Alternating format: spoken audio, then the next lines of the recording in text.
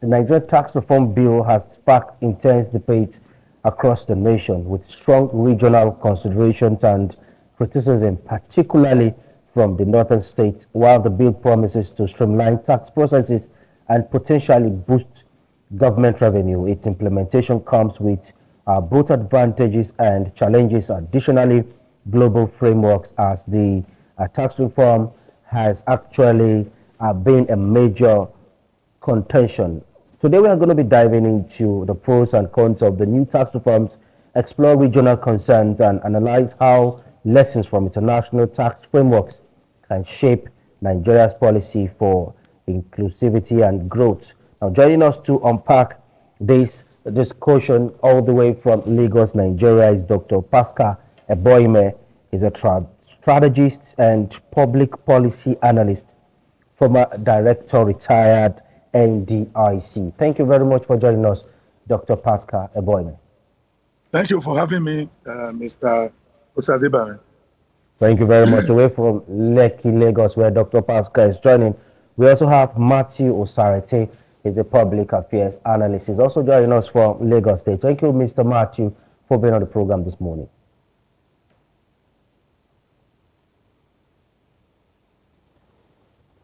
Okay, let's hope we have a good connection with Mr. Matthew in a moment. But let's quickly get to Dr. Pascal Eboime. Dr. Pascal Eboime, what are the key objectives of the new Nigerian tax reform bill, and how does it differ from previous regimes?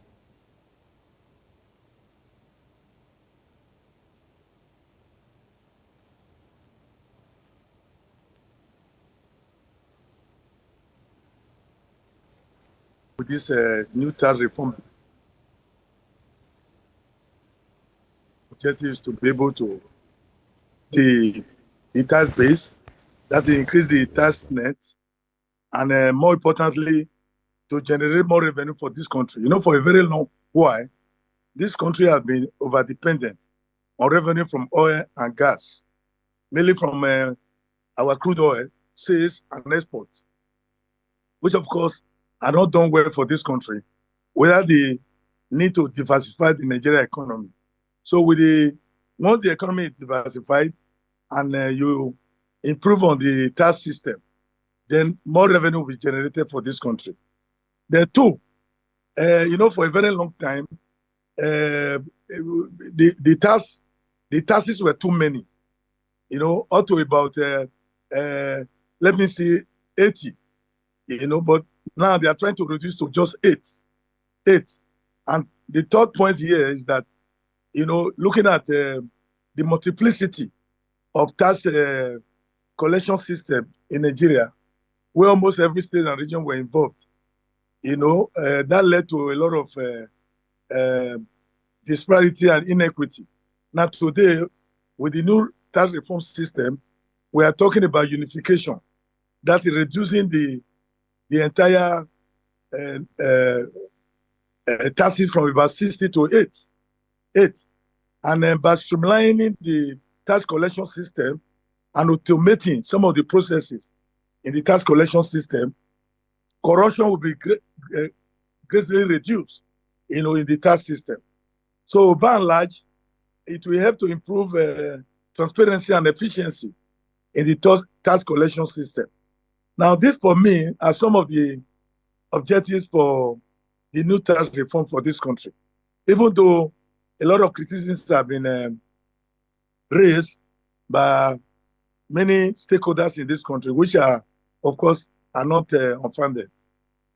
These are some of the objectives: to generate more revenue for this country, and to streamline the tax revenue collection system, and three, to also build in social equity, you know, and also help to develop the small scale enterprises, without which Nigeria cannot move forward as a nation. Thank you. All right, Dr. Pascal, you really, you know, I really appreciate your exhaustive comment as regards the question my colleague asked. But if you look at the recent past administration, it is, you know, very, very unfortunate that Nigerians are disappointed, especially with regards to the management and transparency of public procurement, especially which has to do with the taxpayers' money. Now, we don't have an issue, as it were, as regards the reformation or transformation or the reform, as it were, that the tax in itself will go through. But where Nigerians have an issue as we speak is the frivolities that we see, especially when it comes to government expenditure. Can they, first of all, do something about that first before Nigerians will have that, confidence rekindled in the transformative system when it comes to the tax reform? Question. But let me also let you know that there are no one way of doing anything. As many ways you can initiative you can come about, the better for this country. First, we need to generate more revenue. We need to diversify our revenue base rather than depend only on oil. But having said that, there's a greater need for improvement in internal efficiency in terms of utilization of whatever resources we're able to put together. We are talking about reducing corruption, reducing the cost of governance, cutting down on expenditure, like you said. Transparency and accountability become possible when you follow what I call the due process of managing resources. For instance, if Nigeria begin to see how the revenue collected annually is allocated, to the various states, to the various regions, to the various agencies, which of course will allow for transparency and efficiency, and they begin to see infrastructural development and improvement in the services that are provided to the Nigerian people. People begin to have more trust and faith in government. That is the way it is done. But to think that without improving the general revenue base of the country and only focus on the internal efficiency by minimizing expenditure and the rest of them, that is not the only way to go about it. We need to combine improving internal efficiency in the systems operations as well as improving the revenue base of the country. I think this is what the new reform is trying to achieve. But don't also forget that Nigeria is a plural nation. Plural in the sense that there are differences in the religion, cultural, political, economic. These differences must be factored into any design of a new tax reform bill.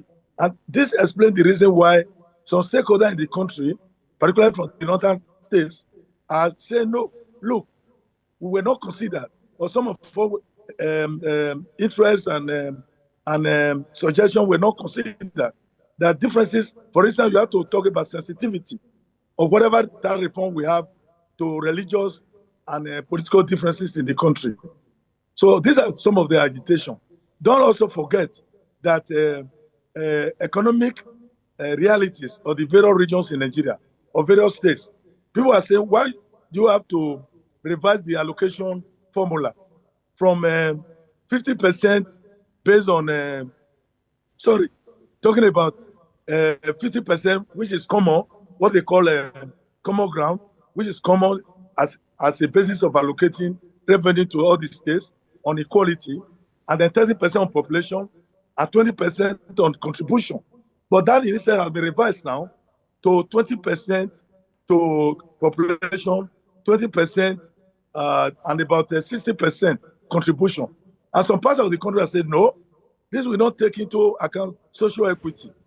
In other words, the regional disparity in terms of economic well-being or economic development, in terms of factories, industries that vary from one region or state to another, that those, of course, they will contribute more to VAT, value-added tax, and therefore, those stand to gain more revenue from the central account of the federal government.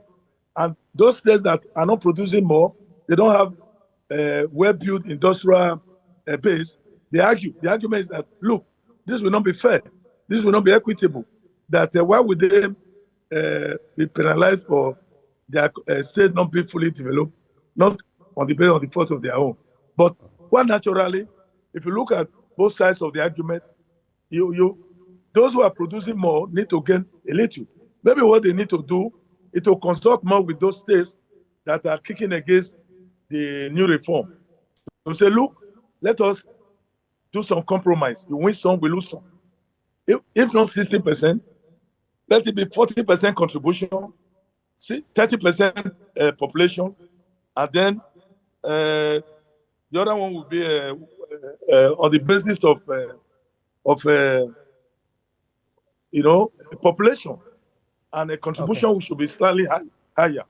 Where population will follow, and of course the other one will be on equality, maybe 20% or 30%, as the case may be. But there is need to have consensus in the country, which is a plural. It's a plural nation with disparity, with differences in religion, particularly religion and politics. So regional disparity is the major cause of conflict. Why should there be too much regional disparity in the allocation of revenue from taxation? I think that's their major point of argument. But I see to it. Yeah, I see to their point. I don't know if we have Mr. Matthew Saratina on board. If we have him, let's quickly get that clear so that we can also bring him on board on the conversation. But moving on, Dr. Pascal, as we're waiting to get Mr. Saratin on board, how can government address regional criticism and ensure nationwide acceptance of the reforms?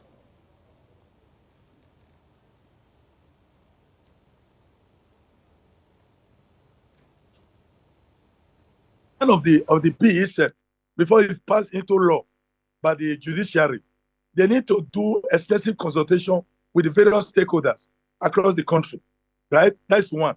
Two, they need to have public awareness campaign, including building in effective communication strategy, within the overall change management strategy, which is, of course, we're talking about reform. And what that means is that you can translate the bill into various languages, Hausa, Igbo, Yoruba, even other dialects, so that Nigerians can understand the benefits of this new reform. People want to see the benefits. For people to move from where they are to another area, of course, there will be pockets of resistors, or what they call resisting forces. We need to allay the fears and bring them to bear in the design process and in the implementation. Even while you are implementing the policy, right? You can try what they call pilots. Try it on a small scale, 1 or 2 regions or states in the country. See how it works. Get the feedback from the implementation, to improve on the design of the task document before you implement it on a larger scale in the country for wider acceptance. So for me, as a strategist, what you must do when it comes to policy implementation, get those who will implement the policy to be involved in the design process itself, so that they'll be aware of the restriction of the new policy, the benefit of the new policy. They become the change agent themselves. Some of those people who are resistant in the north, key stakeholder, if you involve them in the entire process of design, implementation, review, then of course they are now in position to carry the message to their people, tell them, convince them about the benefits of the new reform. For me, the policy is in the right direction, because Nigeria will move forward. No country can remain the same. In fact, as far as I'm concerned, it reflects best practices. Even international that regime, the Nigerian citizens tend to reflect it. For instance, we are talking about digital area, like talking about social media, the Google, the and so on. All these need to be taxed, what they call our Nigerian digital asset, whether or not they have presence in Nigeria globally. So long as there is significant economic presence in Nigeria by way of activity, economic activity, in terms of digital or net or social net mechanisms that they follow today, including Google, Facebook, and the rest of them. They need to be taxed. We need revenue from these sources. So long as globally it's recognized, apart from the fact that they also argue that we cannot do it unilaterally, it should be within the ambit of the global tax system. That, for me, may not go well for a country like Nigeria, which is the developing country. There's need for global localization. All right, thank you very much. We appreciate your insight. But let's quickly link up with Mr. Matthew Sarati, who is also part of this conversation. Josh. All right, Mr. Matthew, are you there? I can hear you clearly. All right, so you've heard the contributions made by Dr. Pascal, and of course, he made mention of the fact that the tax reform is very, very crucial if Nigeria is to move forward. But when it comes to proper engagement, especially with the stakeholders and, of course, those at the legislative arm of government, do you think that the advocacy and, of course, the analysis as regards the benefit that this would have on the general populace at large is enough? Let me first of all correct one impression, because the last statement that he made has to do with social media, perhaps Nigeria government not benefiting in terms of tax from social media. I can, if I'm permitted to read from Punch, because what I want to, information I want to bring to your notice is from Punch. Am I permitted? Please Go ahead, please. Okay. So this is 18th December 2024. It said Google, Facebook, others pay 3.8 trillion tax to federal government. That report. If you go further to read what we have here, don't permit me. If you go further to read what we have here, say Google, Netflix, Facebook, and other foreign companies operating in Nigeria paid 3.85 trillion in taxes to the federal government in the first 9 months of 2024. We can go on and on. They've been making payment, but it's like this year the government have been able to wrap it up. So please come again with your question, because I just needed to correct that impression. Okay, so my question is, have there been enough advocacy and engagement as regards the new tax reform, given the fact that Nigerians are not in any way immune to the fact that paying of taxes, of course, is very important, looking at the areas where this tax generation will be channeled into, which includes the provision of goods and services, and of course making sure that there is stability or regulation in trade, and of course there is defense in terms of the security of lives and properties. Nigerians are already aware that these are where their taxes would go, but is there enough advocacy when it comes to this new tax reform to help them understand the fact that this will be, an improvement, especially when it comes to the living standard of an average Nigerian? To be quite honest with you, there is the advocacy, the orientation is what is lacking. However, for me, the bill is not entirely bad. I've taken pains to go through it. I see so many areas that the bill is going to be of benefit to Nigerians generally. But I think the concern raised by some stakeholders, particularly northern governors and some stakeholders in the north, need to be captured and addressed. But a major issue we are not taking into consideration is other areas of revenue that is already available for government. Is government transparent enough in the way and manner those revenue are being utilized? Are they carrying the citizens along? In as much as I support this tax reform, the government made us understand that the policy of subsidy removal on gasoline and unification of efforts at the official window, that annually they'll be earning 4 trillion from each and every these two policies. So we are looking at about 8 trillion at the end of the year. So are we satisfied that the government is carrying us along in the way and manner the money generated is being expended? That's on one hand.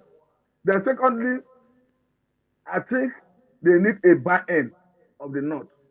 Because for me, it is, you cannot say because we are in the same country, somebody will unduly benefit from another part of the country.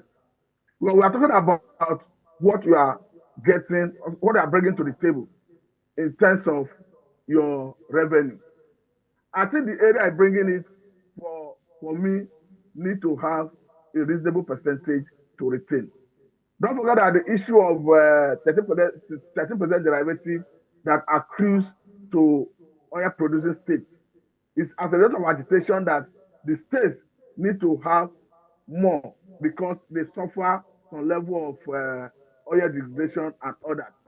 But again, I think if you look at the argument of the chairman of I think the presidential, the economic team of the president, I'm talking about Oyedele, Taiwo Oyedele. Currently, Rivers State and Lagos State are in court with federal government over this issue of tax. Who should collect tax? And the argument is that the generating states to retain all the tax they are collecting. So if the Supreme Court, I think that case is already at the level of Supreme Court. The Supreme Court to rule in favor of Rivers State and Lagos State. It's going to show that all the revenue that is collected at that level will be retained by states. And again, according to him as well, the export, that is import tax and international tax contribute about 50% of what comes to the government cover through this taxation. And if the case in court at the level of Supreme Court to go in favor of Lagos State and Rivers State, the implication is that Lagos State, federal government will having like 50% of the general tax collected, and all the states that are even arguing that they are not comfortable with the sharing formula, they will end up not getting much as they are getting now. So for me, I think what the federal government needs to do is to do more consultation with stakeholders, particularly in the north, to get their buy-in, because I understand their concern. Their concern is simple because it's going to deplete their revenue. But one thing is certain, necessity is the mother of invention. I think this will trigger them to look inward. Established right now that there is not enough engagement, especially with the stakeholders. Now, I am big on the ends of accountability because to whom much is given, as they say, much is expected. You will agree with me. And of course, you would also know that the word on the street is that every individual is a local government of his own. How do I mean? You build your house, you are entitled to, get a water supply for yourself by getting a borehole dug. And of course, you make additional provision for electricity supply. We're not talking about the bad roads that people have to get, involved in on a daily basis, which also cuts down on the timeline, especially when you have to go to your place of work and you're not able to do so because of the bad roads and the accident that happens on the road and all of that. Electricity is another issue that we are battling with. As we speak today, we have about, as record shows, 105 times the national grid has collapsed, more like a 90-year-old man, in the last 10 years. What would you say as regards accountability when it comes to what these funds are properly used for? And of course, I need you to also remember that there was a time when we heard that a presidential private jet was bought. Up till this time, we do not know how much was used in the purchase of the private jet. And these are tax-paying, funds that people like you and I have to pay for. So are you telling me that there is enough accountability and transparency when it comes to government procurement?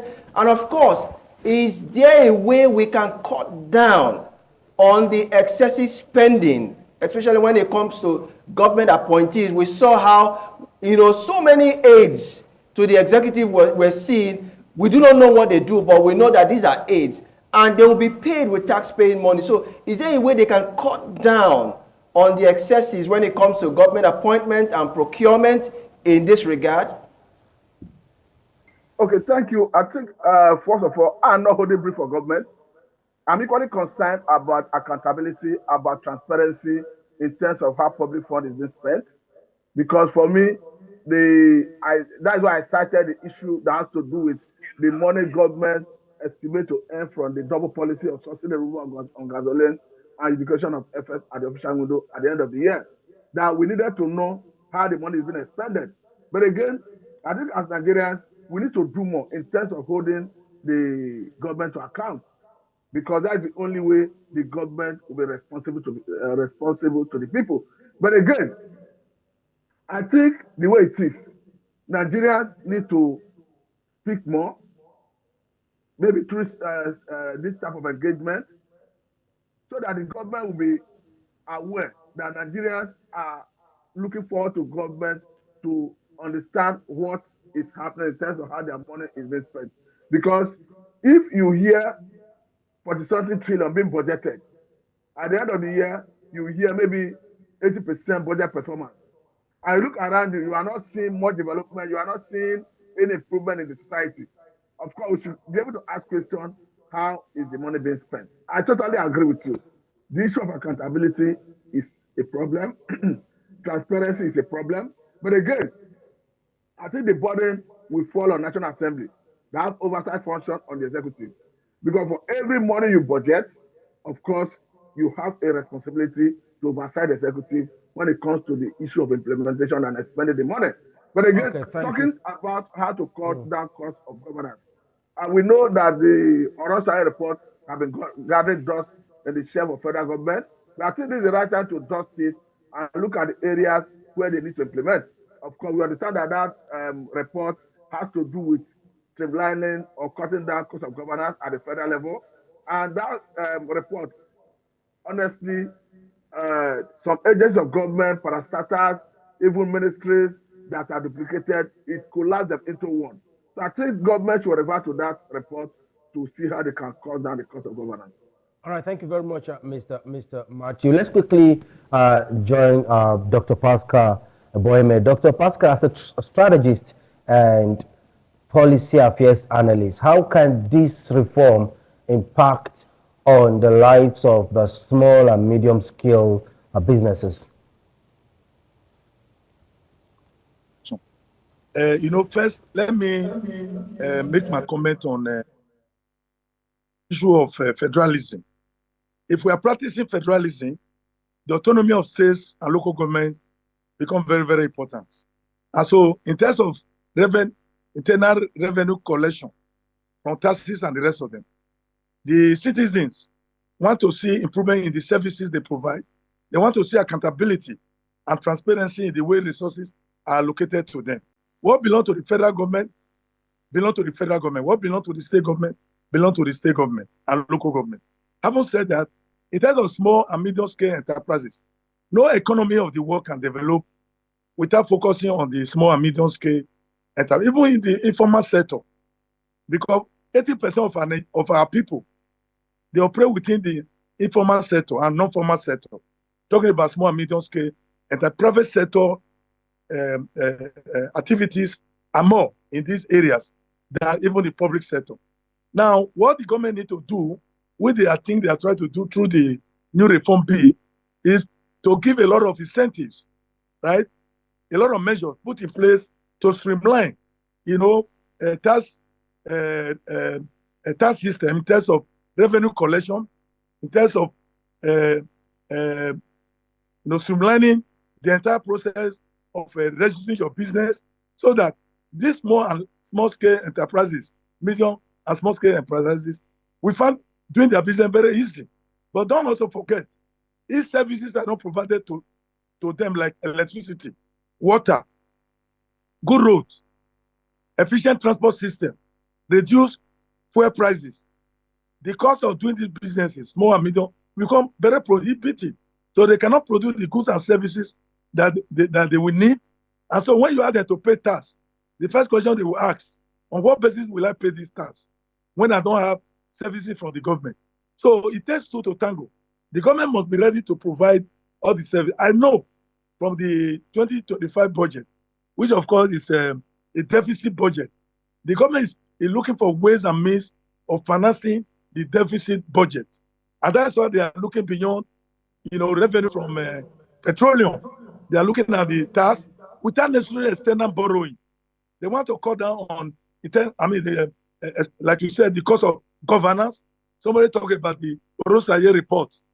We need to go back to the drawing board and look at areas where there are multiplicity of function or roles, where they can reduce duplication, remove duplication in terms of the job people do, and cut down on excessive staffing where necessary, what they call right sizing. And of course, there's also the need to automate some of the business processes. These are areas where you can reduce cost of running government. Now, to answer your question again about small and medium scale enterprises, apart from providing an enabling environment for them to operate and giving the incentives, tax holidays, give them period of moratorium where they have to settle with business, operate the business for a while before they begin to pay tax. These are some of the incentives I strongly believe are in the tax reform plan for the government. But like I said, a plan is a plan. Once you have a plan which is tied to our vision for this country, which also will promote small and medium scale enterprises, the government must come up with a budget, a financial aspect of the plan to implement the plan. What is Okay. important, like my colleague said, is how do we implement this plan? We have to fight corruption. We continue to fight corruption. We need to automate. Technology is the way to go. Automate some of the recent processes. 3, make sure there is an oversight, very strong oversight without compromises from the National Assembly, from independent auditors, from independent review authorities, independent in the sense that they will do the job, monitor what the government is doing, how the money is being spent, building accountability, building transparency, adopt performance management system in all public institutions so that performance and budget will be tied together and integrate into the overall national development plan of the country. So for me, they should move from line item and zero-based budgeting to performance budgeting so that everything will be tied to the objective to be achieved. Accountability will be made open. Transparency will be clear. Fight corruption. Make sure the people who are implementing are properly trained. That capacity building for those who will implement the budget, who will implement this tax policy, will be equipped with the technicalities and the competencies and the right behavior. And there will be punishment and reward. For non-performance, you punish. For those who are performing, you apply reward. So what gets rewarded gets done. So once we mobilize the country like this, we are due for a break. Okay, we are due for a short break. We'll return back and extend the front line of this conversation. Kindly stay with us. Thank you so much for staying with us. Welcome back from that break. We are still discussing the Nigerian tax reforms addressing regional concern. We still have with us our guest, Dr. Pascal Boyme, joining from Lekki, Lagos, Nigeria. And of course, Mr. Matthew Sarati, who is Mr. Matthew Oluku, who is actually joining from Lagos still. And of course, Mr. Matthew, let's get to Mr. Oluku now. You help us. Can we compare what we have in Nigeria? Are there examples from other countries that Nigeria needs to emulate from as far as the tax reform is concerned? What do average of tax for the day-to-day running of the government? But I think what the difference is, in other parts of the world, the people earn first before you tax them. I think the problem we're having here is because people are living in penury, and the major challenge we have currently is one occasioned by government policies that needed to be addressed first. I think as a government, the government have a moral burden to address those challenges that come with the policy of subsidy removal of gasoline and the indication of efforts of the official window before even tinkering with this idea of this reform. No matter how good the reform is, if the people are not comfortable, it will hit hard on them. Don't forget that the Constitution is very clear about the welfare of Nigerians and their security, that they shall be the primary purpose of governance. And their policy, the government policy is already hitting hard on the people. But generally speaking, to answer your question directly, it is even Nigerians don't pay as much tax as people outside the country pay. Because I'm aware that if you do, perhaps you earn on some platform outside the country, the one I'm very familiar with, even the social media platform, let's say YouTube. They take, if you earn every $100, they take as much as $15 as tax. But the point is, if you are in those countries, the government of those countries makes the country very comfortable. All the necessary social amenity is provided. All the basic infrastructure is provided. But in Nigeria, unfortunately, I think I heard you mention how Nigerians take care of their security to an extent, and also the government is not providing security. But here in Lagos, you see street gates everywhere. You see people in different communities trying to organize themselves to see how they can provide security in their neighborhood. When it comes to water supply, you see people, almost everybody have water in their compound. They know how they go to the neighbor to get water. And these things are supposed to be primary purpose of responsibility of government.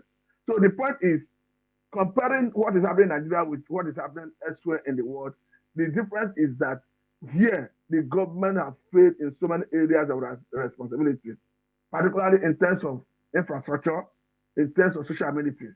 So if you put all these things in place, and you are asking people to pay tax, of course they will willingly pay tax. Look at the cost of running business in Nigeria, for instance. Look at the epileptic power supply.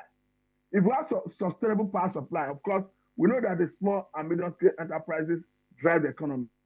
But in Nigeria, unfortunately, go to different economic hubs in Lagos State. You understand that Lagos is actually the commercial hub of Nigeria. Visit Lagos and look at all the economic hubs. Look at what they suffer in terms of cost of running their business. I'm talking about small and medium scale enterprises. So the point is, if government want Nigerians to enjoy paying tax and easily pay tax, let them do their responsibilities that behoves on them to do for the people. Because in a place like the UK, Canada, America, Germany, name it, I don't think sustainable power supply is an issue. I don't think so. Then, if you talk about the issue of road infrastructure, I don't think that is an issue. You are looking at somebody who is producing goods, maybe farm produce from Kano, Sokoto, bringing it to urban area. All the things they suffer on the road in terms of bad road infrastructure add up to the cost of the product. So to answer the question directly, yes, what they pay abroad outside the country is higher than what we're paying here. But our government have not been able to address those fundamental issues that have made them justify to ask us to pay. Comes to comparing our tax reform system to developing, societies, if not even developed societies of the world, you say it's a far cry, especially when it comes to accountability and transparency. So our question now would be, what do you think needs to be done, especially when it comes to strengthening of institution as against strengthening a powerful person in the institution? Because what we see today is completely different from what is practiced globally. Government, as they say, is a continuum, which means that when you put up a program as a new administration, whether or not you see to the end of that particular program, it is known that such program is geared towards addressing certain issues. So when a new administration comes in, the next thing they do is take up that project and see to it to the very end. But in Nigeria, we understand that one administration might have a total different focus from what the other administration may have. So in a case where administration A comes into place, puts up a program with the mindset that it's going to address what we're already facing, and they do not stay to the end of it, and another administration comes into place and decides to drop that particular program and pick up another one, what do you think needs to be done in this regard? I think what needs to be done is clear, because the essence of having three arms of government is to act as check and balance. I've said it earlier on, the National Assembly have the right of oversight to oversight the executive. Of course, any area you are budgeting money, you are voting money, once they start implementing it, once they start dispensing money, it behoves on National Assembly to go back to oversight the executive to ensure that the money budgeted, the specification of the job specified is what is on ground. That is on one hand. Then secondly, the judiciary equally have a big responsibility here, because if you are not punishing offenders, or if our system is not practicing doing it the way it ought to do it, if people who commit crime are not paying for the crime, definitely it will embolden other people to do the same thing. So it is a holistic thing among the three tiers of government, particularly the judiciary and the legislature, because the executive is the one that spends almost all the money, they're the one that distributes the money, even to the other two arms of government. So if you want to check the executive, it is, of course, if somebody is accused of corruption, it behoves on the judiciary to interpret the law, and whatever pronouncement they make is what the person that's accused will go to face. But if you are seeing compromised cases, and the politicians themselves know that if they do whatever they want to do, at the end of the day, they can compromise the system. I don't think they'll be deterred from doing it. Because the Okay, essence thank of you, law Mr. is to Oloko. act a deterrent for people not to do the wrong thing. So that's the one hand. Then secondly, the judiciary, sorry, the legislature have a big responsibility to oversight the executive. For me, the executive is the one that been acting seriously because they are the ones that have the responsibility to spend money that is budgeted, that is executive that's making the country not working, and we are seeing high level of corruption in different places. And in most cases, when you make this type of statement, it's speculative because you are not a government sector, you may not have access to some level of classified information to prosecute any case. So it's difficult to point at any person and say you are corrupt. But generally speaking, in Nigeria, we all know that the system is begging for solution. Talking about solution, now let's get to Dr. Pascal, and you'll be helping us to conclude this discussion. Dr. Pascal, just recently, in the wake of 2024, we saw where the Manufacturer Association of Nigeria alleged that they might be going in extinction because of the lack of patronage and the policies that weren't too favorable for them. So what role can the private sector play in ensuring that the reforms are beneficial to agriculture and manufacturing sector? Dr. Pascal. You know, Nigeria for me is a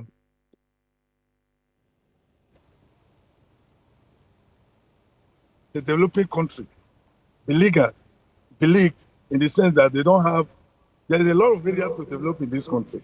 Now, if we don't have the right enabling environment for companies to thrive, you know, talking about manufacturing companies, the incentives are not there, like stable electricity, you know, water, you know, all the basic infrastructure they need to produce.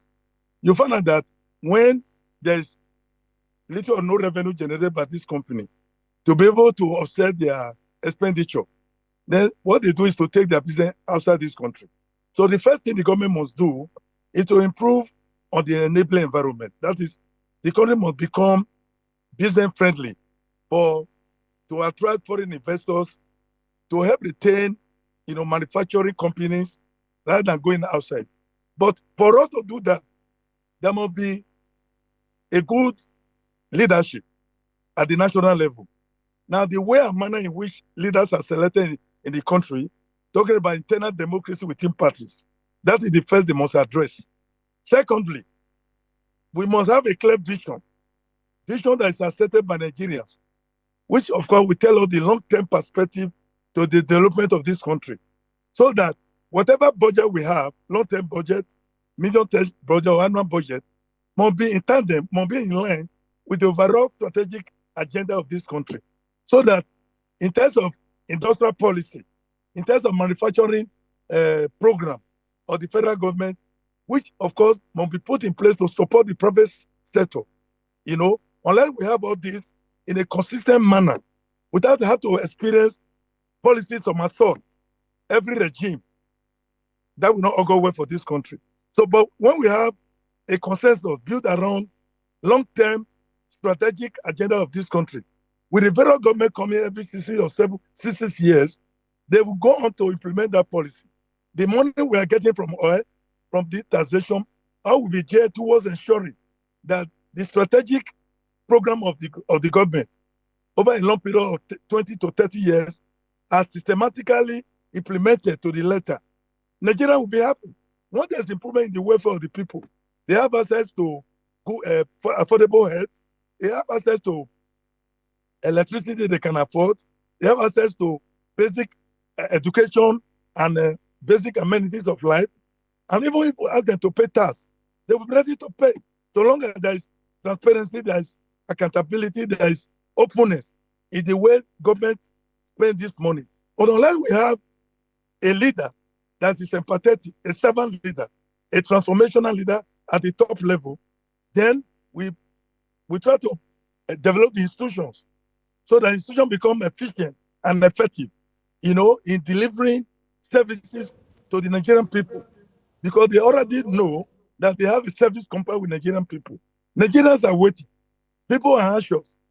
The leader must exhibit what I call urgency in implementing populist public policies so that the people of Nigeria can be happy. Unless these are done, Nigerian people will never be happy. And so the manufacturing companies, they are Nigerians. Some, even if they are not Nigerians, they want a place where they will be able to do their business, make profit, take on home, and use the rest to develop this country. But a situation where the environment is not conducive, like I said earlier on, the business environment is not conducive, they'll take their business elsewhere. That is why, for us, first, Nigeria government must put in place the right enabling environment that is friendly to manufacturers, that is friendly to small and medium scale enterprises, that is very comfortable for all people who are inviting as foreign investors to Nigeria. The policy must be favorable, must be friendly. So these are the role of government.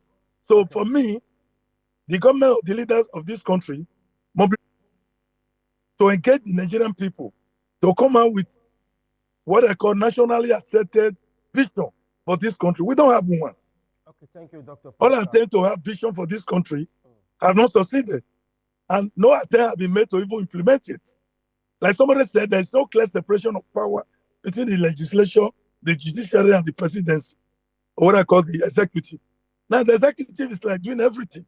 And people say, look, the only way Nigeria can move forward is to practice true federalism, where there is autonomy, in terms of the state government and local government. They should have responsibility to govern their areas, whether the state or local government. While the federal government should have the responsibility to govern those things that belong to it. So for me, if we're able to organize the country in a manner where everybody is productive, we move from pure consumption to production, then Nigeria will move forward as a country. That's the way I look at it. So it's a symbiotic thing, very symbiotic. So it's not for some people to be making the money, others are just consuming. People should be producing, everybody should be producing. The environment must be right for production, for manufacturers, for services, companies. And institutions must be fully developed. Those who will execute the policy of the government, the people must have the executive capacity. They must be trained. They must be provided with the resources. And the people must be healthy. If they are not healthy, we don't have a healthy population, then they cannot be productive. So we need leadership of this country that will work with the various state governments, agree on true federalism, properly allocate resources for people to see accountability and transparency, making sure that they operate within the social equity principle and there is clear separation of powers and responsibilities. So once this is done, Nigeria will have faith in the government of this country. So for me, we need a systematic approach to implement the third policy. We have to engage the various stakeholders in various parts of the country, particularly those from the north, because of the sensitivity of religion to any policy that the government wants to, particularly the tax policy. Don't forget that they have no interest banking in the north, no interest banking. Also, when you talk about tax, they don't want a situation where the people will be further impoverished. We are talking about informal and non-formal sector in agriculture and industries and technology. So they need to be very careful, engage all the stakeholders, do a lot of communication and public awareness so that the whole country into the new reform. Then, during the time of election, make sure election process is transparent and that the right people are brought to lead the affairs of this country. Unless these things are put in place, Nigeria as a nation will not move forward. When we compare to ourselves to advanced countries of the world, not that they are more better of transparency and accountability and the obedience to rule of law, and they have considerably reduced tax evasion and tax avoidance. Okay, Dr. Pascal, thank you very much for that insight. We appreciate Dr. Pascal for those wonderful insights. We've been speaking with Dr. Pascal Boyeme, strategist and public affairs analyst, director retired NDIC, and of course, Mr. Matthew Luku, who both joined us from Lagos, Nigeria.